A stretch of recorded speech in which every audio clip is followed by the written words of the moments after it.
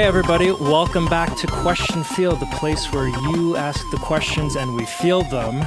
A description that's becoming more and more true with every episode. Isn't that right, Campbell?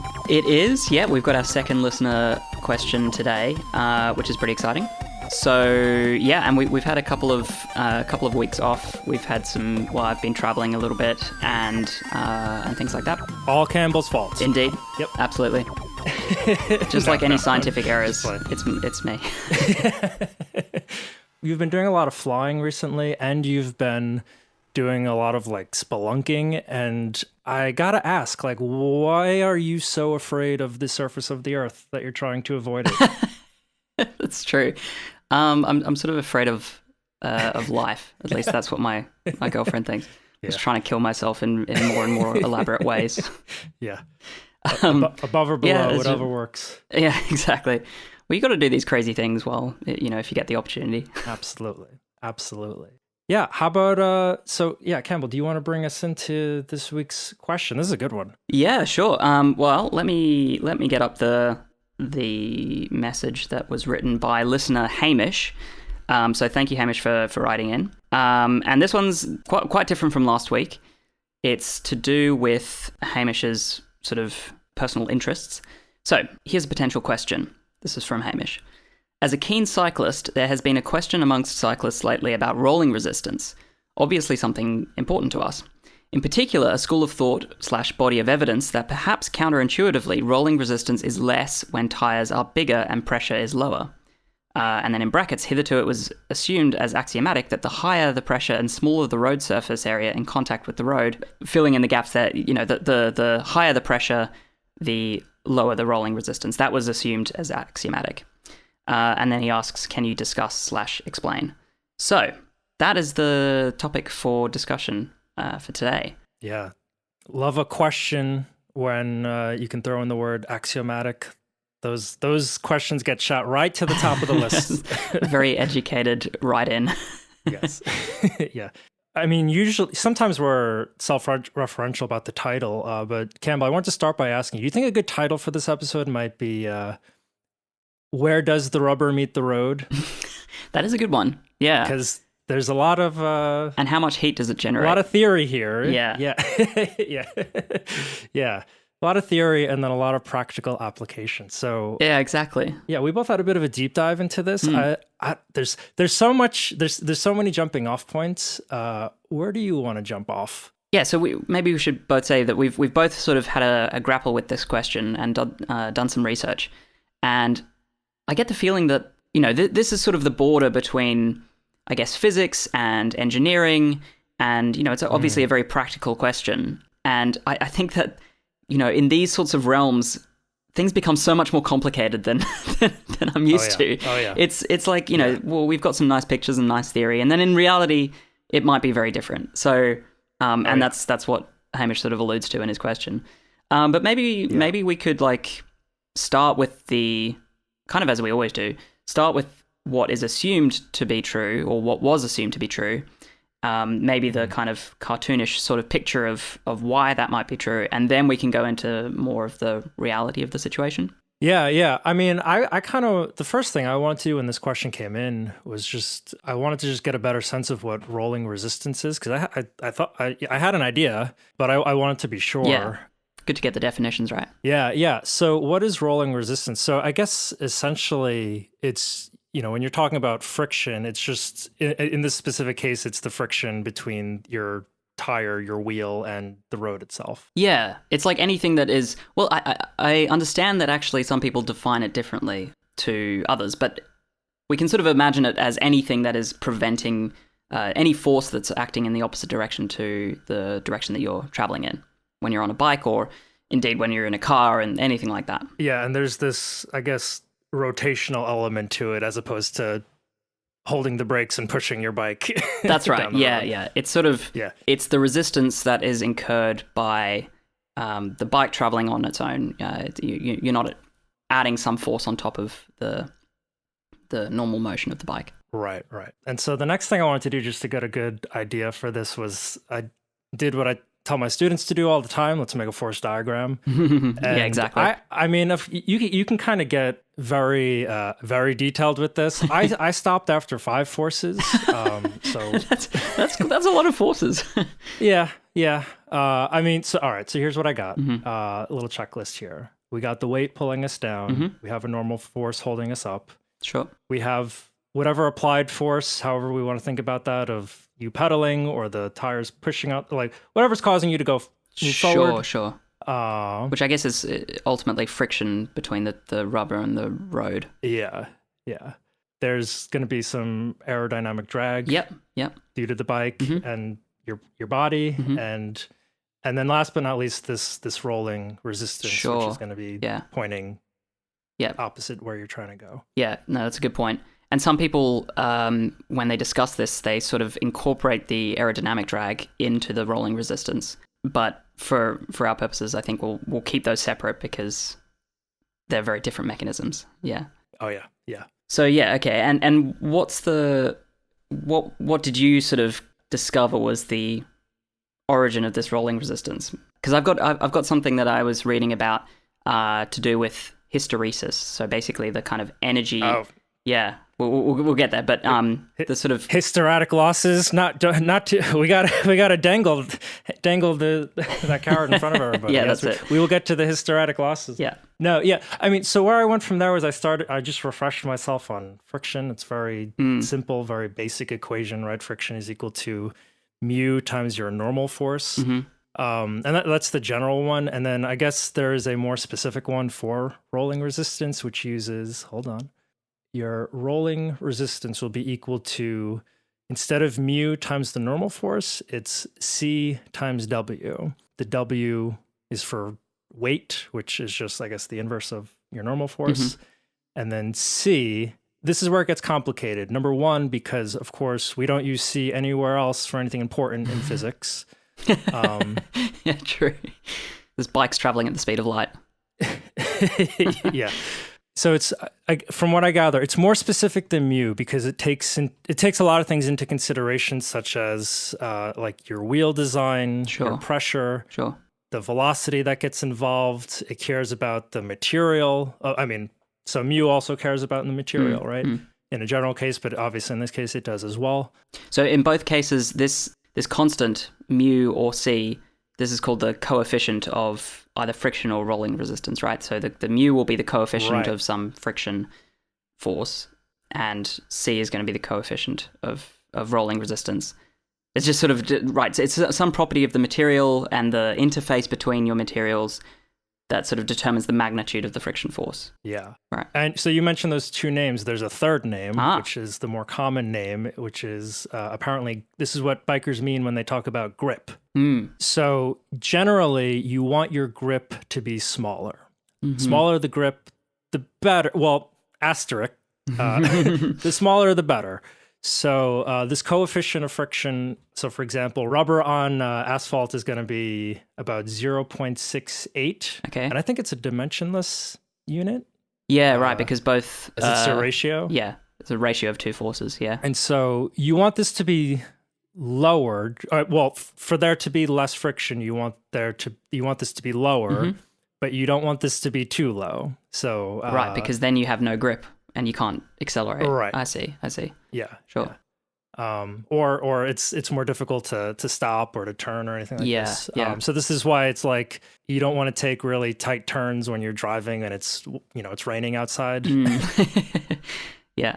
Actually, when I was researching this, I discovered that I have no idea how cars turn, and by extension, I don't know how bikes turn. So I think it would be kind of it would be interesting to talk about this a little bit if we get time, because it's a little counterintuitive. But sure. Anyway, let's stick with the topic for now. Yeah. Oh, this was fun. Y'all call it tarmac everywhere, apparently, as opposed to asphalt. Asphalt. Sorry. Yeah. Yeah, here in the States, the tarmac it's a location, and that's where planes are, and that's it. And then everything else is asphalt. Yeah, right. No, but this is where I think we're getting into the hysteretic losses or the hysteresis. Yeah, so one of the, or really the main origin of rolling resistance, where this all comes from, right? Yeah, do you want to tell me what you got about hysteresis, and I'll compare notes? I guess this is very specific to kind of inflated rubber tires, but obviously these are used in all sorts of scenarios and with all sorts of vehicles, so it's very general in that sense. But basically, the idea is that rubber is this interesting material that if you deform rubber, so you kind of compress it or sort of stretch it, you have to put in some energy to do that, right? You need to apply force over some distance, and that's doing work, that's energy. And when you let go of that force and the rubber returns to its original length, you get some energy back, basically. There is a difference, though, between the energy that you put in and the energy that you get back. And basically that difference is what's called hysteresis. And you sort of find these, if you Google hysteresis, you get these curves that you kind of, they're called shear strain curves. So you apply a strain, you apply or is it shear strain or force strain or something like that, curves. You apply a force, that equates to some strain on the material, and that sort of traces out a curve. But then the curve that it traces out on the way out, so as you're stretching the material, that's a different curve than you see on the way back when the material's being compressed again. The importance of these two things is that basically the area that's enclosed by these two curves, this forms a loop, and the area enclosed there is the energy that is lost from deforming that material. And so basically you just get sort of, you kind of stretch out the polymers in the rubber, and when they compress back again, some of that energy that you put in is converted to heat. And that's the reason that you don't get all of the energy back in terms of mechanical energy. So yeah, and that basically what that means is that as your tire is contacting the road, it deforms because it's there's some load on that tire, and the rubber that's in contact with the road deforms to be flat, sort of around this area called the contact patch. So that's the patch of the tire that's in contact with the road. And because it's deformed, it there's some energy that is being put into that rubber, and when it continues rolling and that patch changes, some of that energy that was used to deform the rubber is converted to heat, and so you lose that energy that you put in. So basically, that energy initially came from your body turning the pedals, and it has ended up heating up the tire instead of moving the bike forward. And so that's the sort of original origin of the resistance. Yeah, that might not have been the clearest explanation, but all right. Well, let me supplement. Yeah, sure. So another example of this that I found is I've never tried one of these, but apparently another example of hysteresis, you can see it, is in those memory foam beds. If you've ever seen those commercials where you put your hand in and the bed will, like, your hand will be in the bed and then slowly it'll come back. So that's an example of high hysteresis. And so another aspect of this besides the heat, you need a good balance, because you don't want your tire not to deform a little bit, right? You want it to be able to absorb some of that hit a little bit. Yeah, absolutely. Yeah, you don't want it to be so good either, because let's say you hit one bump and your tire compresses in a little bit. You don't want to then hit another bump and then you're already in your closed, rigid state, and then there's no more give to give, right? Right. And then that's where you can start to get things like punctures, and that's when the material will start to break down. And so it's this balancing act of, like, you got to try and get the Goldilocks zone of hysteresis. Yeah, absolutely. I don't know if that meaningfully added to what you were saying, but no. I think that's a good point. So that with the memory foam thing, the key similarity between those two cases is the memory aspect, is the fact that the current state of the material kind of remembers its past. So in the memory foam, that's an obvious case, but in the tire case, it's again, if you apply a particular force to the rubber, the deformation in that rubber depends on if you're kind of increasing the force or decreasing the force. So it remembers if in the past you were increasing, or if you were in the immediate past you were decreasing. So yes, and another example yet again is in magnets. So if you apply some magnetic field to a ferromagnet or a paramagnet, the spins in that material want to align with the field. And if you apply a very strong field, they all align. They form this nice uniform pattern, all pointing in the same direction. That's what gives you a magnet. But then if you turn the field off, they stay in that same orientation. They stay aligned. So they sort of remember the fact that in the recent past there was a strong magnetic field that was causing them to point in that direction. Yeah. But this is a good point. This is coming to what we'll get into later, which is that you don't want actually too high a pressure. And the reason is that there's actually another component to rolling resistance, which is going to mean that this hysteretic effect is not the only important thing to consider when sort of calculating rolling resistance in your head or on a on a piece of paper when you're sort of calculating the perfect tire inflation. Right. There was another sort of picture that I had in mind or had encountered when doing the research for this, which is basically a picture in terms of pressures. So it's sort of a little bit more intuitive as to where this force comes from. Why is there this rolling resistance force? I mean, we can see that energy is dissipated from kinetic energy into heat, but where's this? Why does that mean that there's some force kind of pushing us in the opposite direction to where we're traveling? Right. So you can imagine that the contact patch that we were talking about before, the patch of rubber that is in contact with the road, as the tire is rolling, some of the rubber ahead of that patch is now forming that patch. It's being compressed, and then some of the rubber is losing its compression. And so now, because the road is applying a force to the rubber, it's compressing the rubber. The rubber is also applying a force in the opposite direction to that, and so it's applying a force on the road. So there's this equal and opposite force happening at the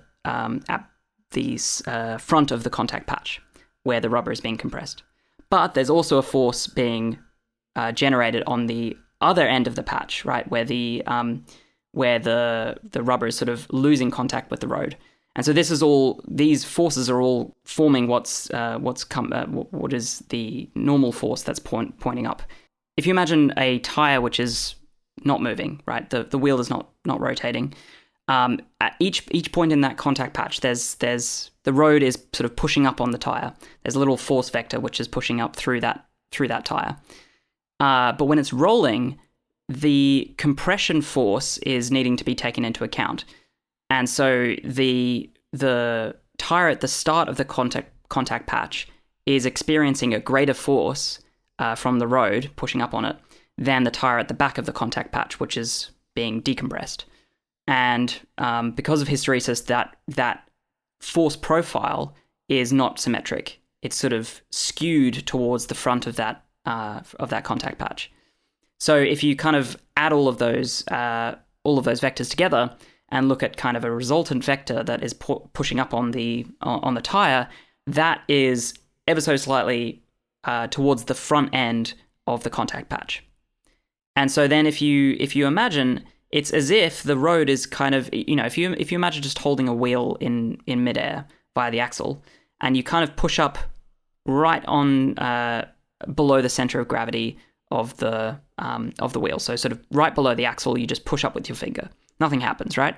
But if you push up on the wheel a little bit to the front of the axle, all of a sudden the wheel will start to rotate slowly. Right, and the further forward you push on that wheel, the faster it's going to rotate. And so the direction of rotation is in the opposite direction to which it's rolling. It's backwards, right? So this is where the rolling resistance force actually comes from. It's the fact that this resultant vector from the road pushing up on the tire is located slightly to the front of the axle. So, and that effectively sets up a moment. Right. Yeah. You're trying to turn the wheel one way and the road is trying to ever so slightly go the opposite Push way. it in the opposite direction. Exactly right. Yeah. So that's the kind of origin of this force. That's sick. That's sick. Yeah. So when I was going through all this, now that I had a better understanding or better definition, more solid definition of rolling resistance, Yeah. I wanted to like rephrase the question a little bit. Because I guess what bikers care about is their power output, essentially, right? How much energy are they using, right? Yeah. Because if you're using less energy, you'll have more energy to go farther, faster, etc. Sure. So the general assumption is that having higher pressure and less surface area is better because you'll have a lower coefficient of rolling resistance. But then there's this like neighborhood wisdom, perhaps, that you actually will do better if you have a slightly wider tire, and because it's going to have less pressure in it, and even though you'll have this higher coefficient of friction, there are more long-term gains to that. Yeah. And that kind of goes against intuition. Yeah. Could I just unpack a couple of things that you said there? Sure. Just very quickly. Yeah. So firstly, you said higher pressure means smaller contact patch, right? And you would expect that has a smaller coefficient of rolling resistance because there is less rubber that's being deformed, right? Right. And so that means that there's less energy loss happening because, again, not all of the energy used to deform the rubber is gained back again as mechanical energy. Right. So, yeah. Yeah. That's the reason that most people would think that higher pressure means less resistance. But then also with the wider tire thing, you can also understand that a little bit in terms of the contact patch area. So interestingly enough, if a wide tire and a thin tire are at the same pressure, the area of the contact patch is going to be exactly the same. And the reason is that there's the same normal force being applied from the road to the tire, right? And there's the same pressure in the tire resisting that force. And we know that pressure is force divided by area. And so that means that if the forces are the same, the area has to be the same. So, okay, so that means that the contact patch area is going to be the same for both of these tire widths, but the shape is going to be different. So the narrow tire will have a longer contact patch, and the wide tire will have a sort of shorter contact patch and a fatter one.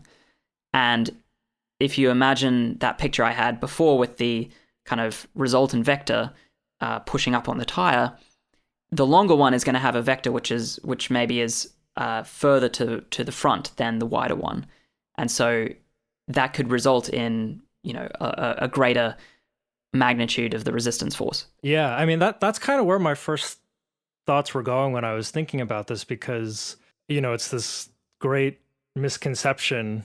I guess the classic example is does a book experience more friction if it's laying on its spine and you're pushing it across the table, or if you have it on its cover and you're pushing it across the table? And it actually doesn't matter, right? Because kind of just as you're saying, right, as you might be increasing the surface area, but at any individualized local point, the weight it's feeling is not going to be as much as if it was on its spine with that smaller area, right? There's going to be that greater localized weight or pressure. And I guess that's kind of what you're saying with what's going on with the tire, right? It's there's going to be that it's going to end up being the same patch area.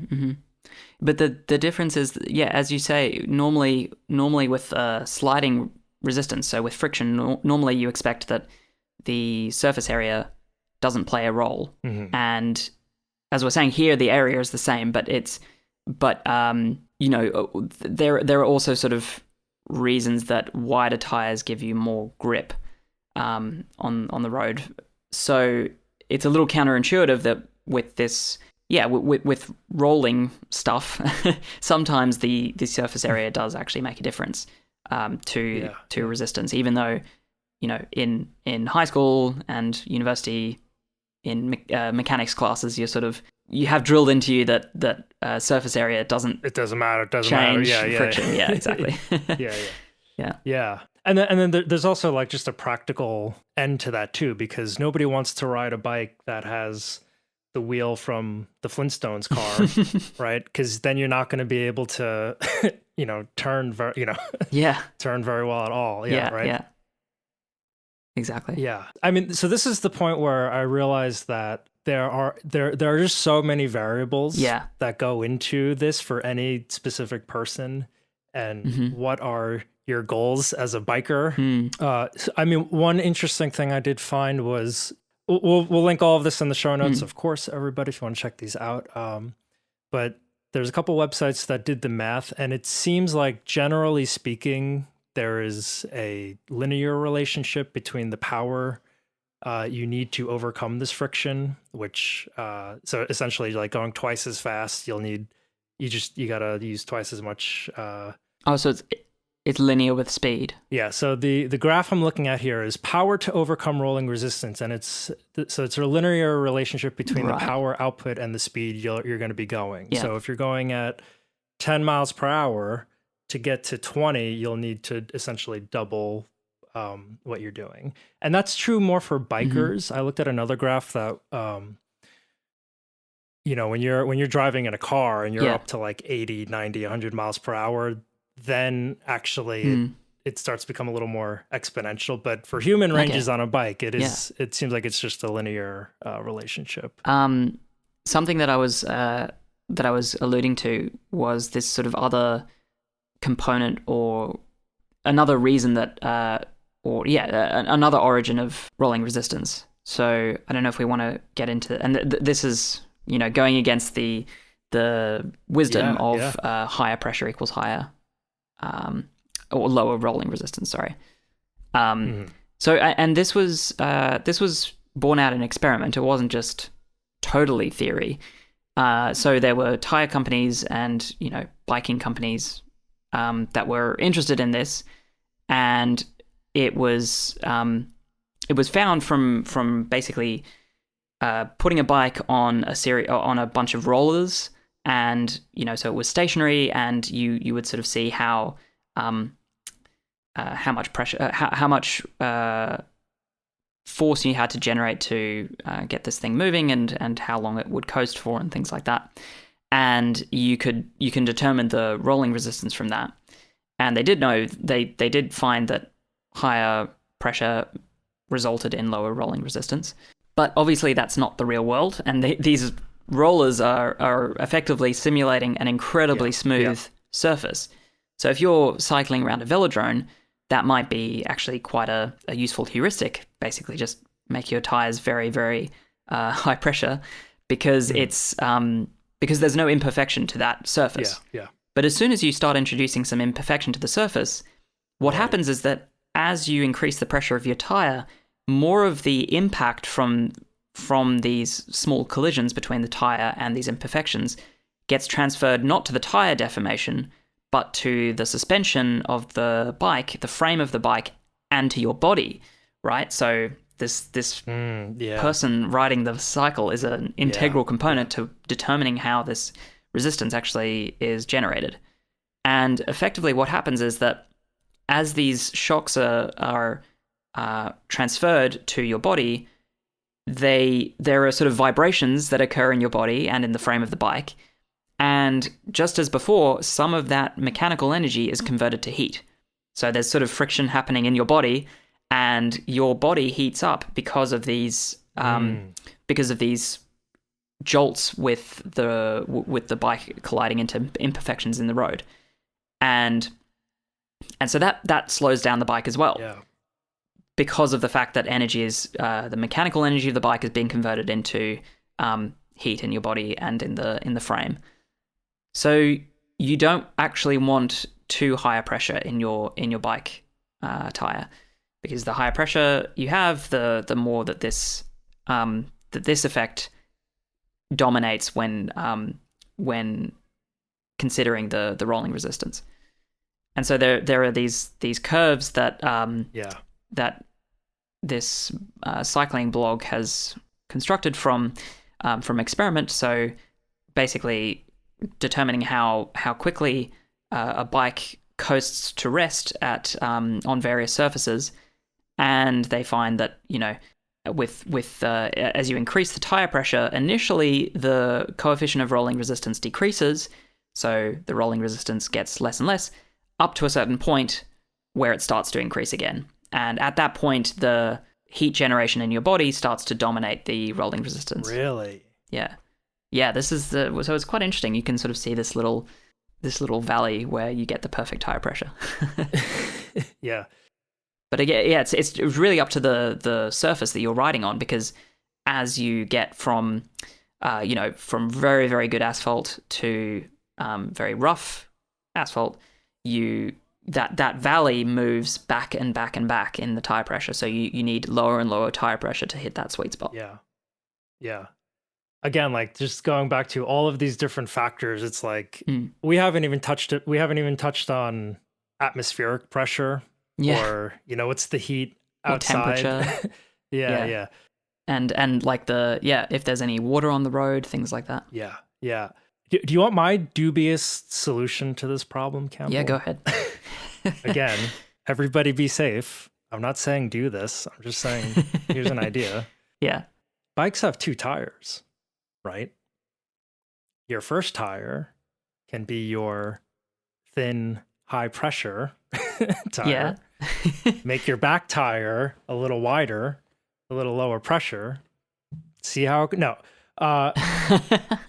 no, yeah. I mean, seriously. I mean, let me ask you, Cam, do you ride a bike? Do you have a bike? Yeah, I have a bike currently with a flat tire, so that one's not very useful. And I have a spare bike as well, because it's sort of getting around Cambridge. It's definitely the most useful way. Yeah. No, yeah, because it's like I think to answer Hamish's question, it's like what are your intentions? I think if you are like you have a need for speed, and if you're in a race and you have a patch where the road is really good, and you want to hit that patch as efficiently as you can and at your top speed, like I don't know, maybe the margin is there where that becomes a difference. But I think in general, if you're just biking about and here's like something else, like we've been talking about the science of this, right? But there's all the physics of this, but there's also this psychological idea of like, are you comfortable on your bike? Yeah. Like when you go into a turn, do you feel safe? Do you and to your point, when you're hitting those bumps, if it's really jittery, like that becomes an unpleasant ride, right? And so if you're just looking for comfort, you can mitigate that. And I don't know, maybe I wonder if there is I wonder how big the gap is between like the energy you're saving, or so you're losing energy from your body vibrating because of all these jolts. And I wonder if there is a noticeable gain from, not losing that energy and being able to put that into, pedaling yourself forward. Well, I think so. And I think it's a double gain, right? Because if you get more comfortable, your body is less, is undergoing less of this really horrendous vibration, which means that less energy is being lost to heating up your body. And so that means, less rolling resistance. But also, psychologically, it feels better, and you can go for further without feeling so much discomfort that you want to drive your bike off a cliff. So it's a win-win. And on this website that has collated a lot of this research, their heuristic is effectively comfort equals speed. So the more comfortable you are, the faster you'll go. Yeah. But I think up to a point, it is actually kind of noticeable. If your tires are really underinflated, you do notice the fact that it is kind of harder over the same distance of time to get, or over the same distance to cycle that distance. It's more of a pain. So certainly you don't want tires that are underinflated. But if you go on to, it really depends again what sort of cycling you're doing, because if you go to mountain biking, they have much lower pressures, and this is common knowledge. Everyone reduces the pressure in their tire if they're going on dirt tracks and things like that. And part of the reason for that is as soon as the ground that you're driving on can deform more, you need to take into account the losses that are going to come from the energy that it takes to deform that road surface. Right. So if there are irreversible deformations that you're making, so it's you're cycling in sand, then that energy is just lost, right? You don't get that mechanical energy back again. But if there's a little bit of give and there's some elasticity to the road surface, you're back in this hysteresis area again, where the energy that it takes to deform the material, the road surface, is less than the energy that you get back again. And so, yeah, you if you have a very highly inflated tire, then it's more likely that you're going to sort of irreversibly deform the surface, and you're gonna carve out a sort of greater divot in this surface, and that's gonna slow you down. So smaller pressures. Yeah. And you just run the risk of popping your tire a bit more. Yeah, that's true, because you're rolling over these rocks and stones and things like that, and you want to have some give to your tire. So one of the websites I was looking at was talking about somebody that was in an Ironman competition, Ironman. He was an Ironman competitor. Do you know the Ironman triathlon? Yeah. That's I have some family friends that did that a while ago. Oh my gosh. Yeah. So for anybody Insane. Unfamiliar, an Ironman triathlon, you start by doing a 2.4 mile swim. Then you bike for 112 miles. And then, because that's not enough, after that, you run a full marathon. So that's like just over 140 total miles in one day. Absolutely insane. Yeah. I think the record is about 7.5 hours. Wow. But this one website I was looking at, though, they were saying that they were not looking at this world record case, but they were looking at an Ironman competitor. And because of the type of tires he was using for the bike portion, in the ideal case where the roads are perfect and everything's wonderful, if the coefficient of resistance was lower, he could have saved 10 to 15 minutes. But that's apparently not, again, because of everything we've been talking about. Like, you want the maneuverability, you want the comfort, you don't want to have to change a tire because it pops. And so yeah. over 7.5 hours, I don't know if 10 to 15 minutes makes that huge of a difference, but it certainly, you hear about some of these tours in like Italy and France, basically all over Europe, right? And, you might be a part of a race that's like 3 or 4 days long, but the competition might only be a minute apart at the final. And so it's just so interesting, the margins you can get on this, and absolutely who goes with one tire pressure versus another. Yeah, no, and it really becomes more than just the bike and the rider. It's like you need to think about your environment. You need to consider the weather. You need all of these things. It's really really fascinating. Absolutely, and it also depends on the type of tire that you have. It depends if you have an inner tube or a tubeless tire. And I've seen graphs where you go from sort of 70 or 80 psi to 130 psi. So you have a fairly wide range of pressures, and you look at the rolling resistance, and it's just sort of for various tires, it's just changing totally erratically. So these are sort of real world tests. So it really, we've got these nice theoretical ideas, but in very real world practical applications, it's sort of like a bit of a gamble, and you just have to feel it out, and depending on the surface and again the weather, the temperature, you're going to get different ideal pressures that you need. And particularly with temperature is an interesting one, right? Because in fact the pressure in your tire is going to change over time as you ride that bike. right? Because yeah. as you keep on deforming this rubber and more of the energy that you put in is converted to heat, the tire heats up, which means the air in the tire heats up. And so the volume that it wants to take up increases, the ideal gas law. And as you increase the temperature, you also increase the pressure of that gas because you can't increase the volume. So it's, as you keep on cycling, you get higher pressures over time.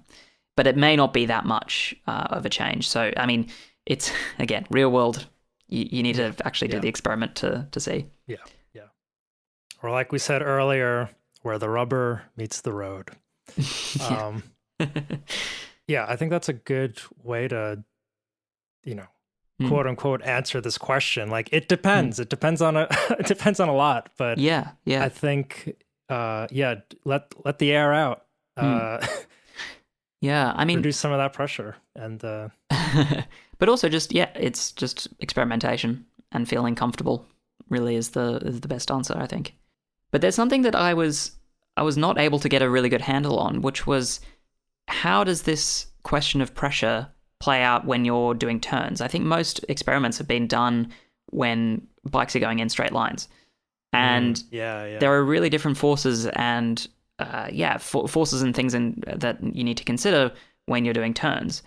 So this is going back to what I said at the beginning. I don't really know how I didn't know how vehicles turned. Because I didn't realize that actually the contact patch, when you turn a wheel in a car or on a bike, the contact patch, because of friction, it doesn't rotate. It's sort of, there's this patch of road, or patch of tire, sorry, which is in contact with the road, and that is kind of like effectively the grooves are still traveling in the same direction, and the rest of the tire rotates a little bit. Ideally speaking. Right. There's a bit of a idealized picture. But there's this sort of angle between the grooves effectively on the contact patch and the rest of the tire. And this is called the slip angle. And boy, what a name. yeah. But apparently this name is really misused. It's, people kind of talk about slip angle when cars are drifting and things like that, but that's not got anything to do with it. This is, while you're just normally turning a car under low speeds. And normally the slip angle is really, really small. It's like maybe 1 degree or something like that. And then if you go to racing cars and, Formula One and things like that, and you get really high performance tires, you can get larger slip angles. And effectively that means that you can get really good turning for your car. Before it fails and you drift out. Because for low slip angles, the turning force, the cornering force is what it's called. So the force that's pulling you around this corner is linearly dependent on the slip angle. So you turn the wheel a little bit, you generate a small slip angle and a small force pushing you around the corner. You turn the wheel a lot and, you get more in a linear fashion. And this is one of the features of a bike tire that also causes you to turn. But the difference is that you also have a really large camber when you're cycling. So you roll to one side to generate this turning force as well. So there are multiple there are multiple origins of the cornering or the turning force that's generated on a bicycle, and same with a motorbike. But this slip angle, when you deform the tire kind of around the contact patch, there's also some heat generated because of that, right? Because you're kind of placing some strain or shear. I can't quite remember which word means like some what. kind of like the rubber is twisting at that point. Exactly. Right. Is Right. So you would expect to get the same sort of hysteresis effect when you're turning. Because of the fact that the rubber is being twisted and you need to sort of, exert some force to do that. And so you're losing energy again. So, so I'm not sure like how much of an effect this tire pressure discussion has on the losses when you're turning, because I do know that the rolling resistance is increased quite a lot when you increase the slip angle. And I'm not sure if that can be mitigated with higher pressure or, yeah, I don't know. So, I mean, this might be, maybe this answer exists out there somewhere, but I haven't found it. And yeah. So anyway, but it may not be that important because, you know, most of the time you might be cycling straight ahead. But for mountain bikes, you know, when on a track that's always turning, maybe that's more important. We're going to need a mechanic. We're going to need a auto science guest. I'll start Googling. Yeah, that's right. Yeah. We take for granted. We take for granted just turning our cars. Yeah, we really do. We really do. So anyway, it's a complicated topic, but hopefully that kind of, I don't know, gives some practical guidance from two people who, well, I can only speak for myself, but I know nothing about bikes really. I just hop on them and hope that they don't fall apart. Yeah, I've not had a bike, God, in 15 years. Yeah, it's been some time. Well, I don't think your part of the world is the most bike friendly part of the world. Not at all. Not even a little bit. No, I would love to have a bike. We have a bike shop in town. I'm gonna take a walk there after this episode. Wow, there you go. This inspired maybe a future purchase. Hey, fun fact. Do you know why old bikes used to have the really big wheel? Oh, like a penny farthing? Sure. The one where you kind of sit on top of the wheel and you're really high off the ground. Yeah. Okay, no. Okay, so all right. Well, so the first bikes, they didn't have gears in them, or they didn't have changeable gears. I guess they had to have had a gear, but you had to pedal the whole wheel for it to go around once. And you can imagine that is not super efficient. And also, if you hit into like a curb or something, like danger, Will Robinson, right? So why they made the bigger wheel instead of having a switchable gear mechanism is you could pedal the same amount, but because the wheel is bigger, you could cover more distance. Yeah, right. Okay, that makes sense. It's like going into a high gear, right? Yeah. It's kind of the same effect. Yeah. And so it also looked pretty dope because the people that had these things, they were like, it's like a fajita coming out of a kitchen. Like it's unavoidable seeing somebody come down the road with a big wheeled bike, but also it increased the number of bike deaths, unfortunately. So not as fun a fact as no, that is not so fun. No. Why did this increase road deaths? I mean, was this just because people fell off them, or higher fall distance, right. And I guess lack of proper head protection. Yeah, they were always wearing top hats. That was the issue, rather than bike helmets. Yeah. What? I just wanted to drill down on that simile there. Why is that like a fajita coming out of a kitchen?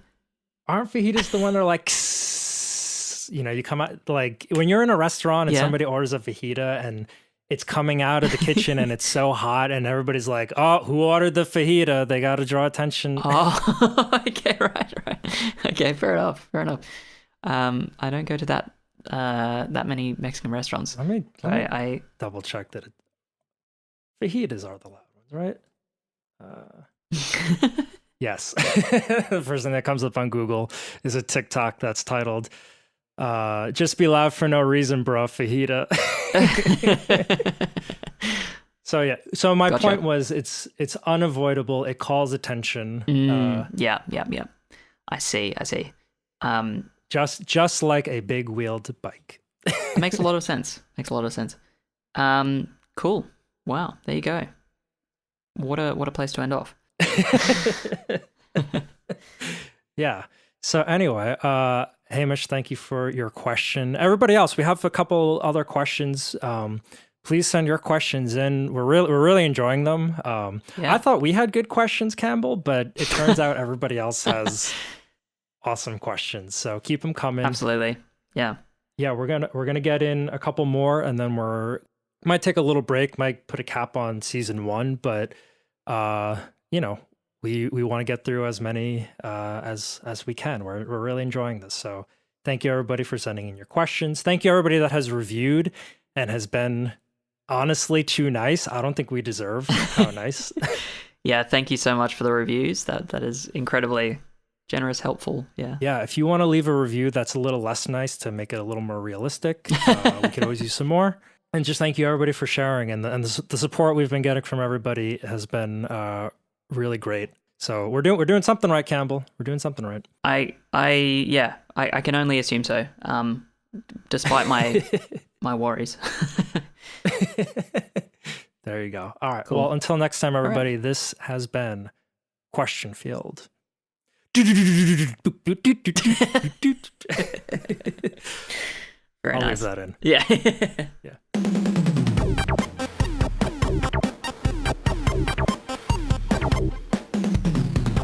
You've been listening to Question Field.